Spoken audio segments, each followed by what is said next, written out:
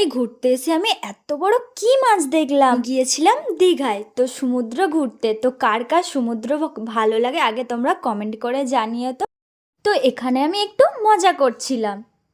তো যাই হোক, ওখান থেকে চলে গিয়েছিলাম আমরা একটা অন্য জায়গায়। বাবা মা ছিল পেছনে, তো আমি এখানে ভিডিও করছিলাম, ওরা গিয়েছিল স্নান করতে। ঘোরার পর তারপর চলে গিয়েছিলাম আমরা একটা অন্য জায়গায়। তো তারপর হঠাৎ করে আমাদের চোখে পড়লো একটা অজানা মাছ। তো আমি তো এটা জানতাম না, এটা নাকি বাঁশপাতা মাছ। মাকে জিজ্ঞাসা করতে বললো।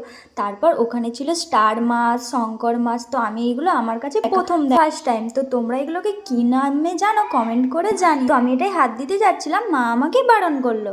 ওখান থেকে কিছুটা আগে যাওয়ার পর দেখলাম কিছু লোক মাছ ধরছে, এগুলো নাকি চারাপোনা। ওখানে ঘোরা হয়ে যাওয়ার পর আমরা চলে গেছিলাম একটা জাগ্রত মন্দির। তো এই মন্দিরটার তো আমরা নাম জানি না, কিন্তু শুনেছি অনেক জাগ্রত। এখানে নাকি অনেকের ডন্ডিও কাটছিল। ওখান থেকে পুজো দেওয়ার পর চলে গেছিলাম আমরা এই জায়গাটার আমি নাম জানি না। আর মা বাবাকে দেখো কত সুন্দর দুজনে হাত ধরে দাঁড়িয়ে। আর একটা কথা, তোমরা যদি আমার দীঘার ব্লগটা দেখতে চাও, আমার চ্যানেলে যে তোমরা ব্লগটা দেখে আসতে পারো। তো তারপর সন্ধ্যাবেলায় আমরা বেরিয়ে পড়েছিলাম দীঘার জগন্নাথে। এটা না আসলে আমাদের কোনো কিছুই সার্থক হতো। এটা দেখার জন্য আমার মা বাবা সবাই মিলে আমরা ভিডিওটা এই পর্যন্তই। ভালো লাগলে লাইক কমেন্ট শেয়ার করো আর সাবস্ক্রাইব করতে ভুলো না।